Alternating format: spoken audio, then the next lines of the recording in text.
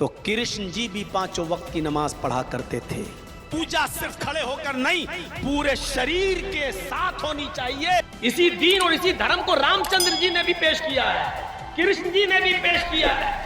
मौलाना जर्जीस ने ये बात किस प्रमाण के हिसाब से कही है? भगवान श्री कृष्ण को लेकर दिए गए एक बयान ने नया विवाद खड़ा कर दिया है। इटावा के मौलाना जर्जिस ने अपनी एक तकरीर में दावा किया कि भगवान श्री कृष्ण 5 वक्त की नमाज पढ़ते थे। इस बयान के सामने आने के बाद सोशल मीडिया पर तीखी बहस शुरू हो गई। धार्मिक संगठनों और आम लोगों ने इस दावे पर सवाल उठाए और प्रमाण की मांग की। कई लोगों ने इसे करोड़ों हिंदुओं की आस्था से जुड़ा विषय बताते हुए बयान पर आपत्ति जताई। हमारे भाई अगर बुरा ना माने तो कृष्ण जी भी 5 वक्त की नमाज पढ़ा करते थे। यकीन ना आए तो श्रीमद् भागवत गीता का 6वां अध्याय का 10वां मंत्र देख लीजिए।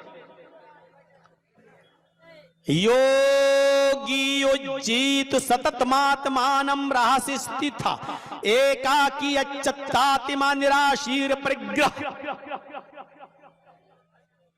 जिसमें कृष्ण जी अर्जुन से कह रहे हैं कि हाय अर्जुन, ईश्वर की जब पूजा करो तो पूरे शरीर का योग करो। योगी, यूपी वाला नहीं।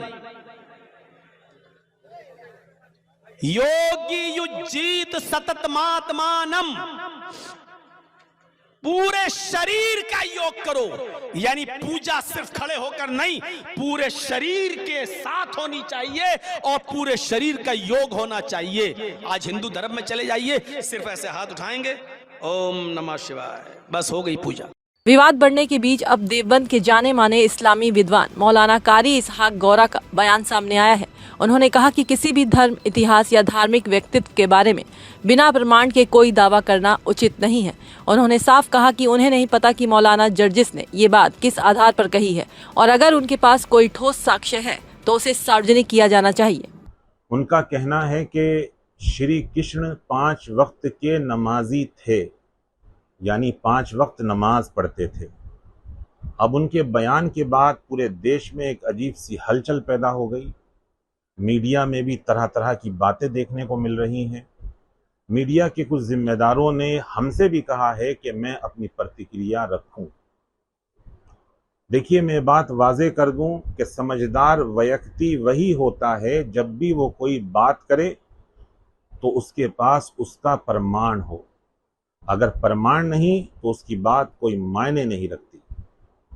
मौलाना जर्जीस ने ये बात किस प्रमाण के हिसाब से कही है, उनके पास इसके क्या सबूत हैं, हमें भी नहीं मालूम।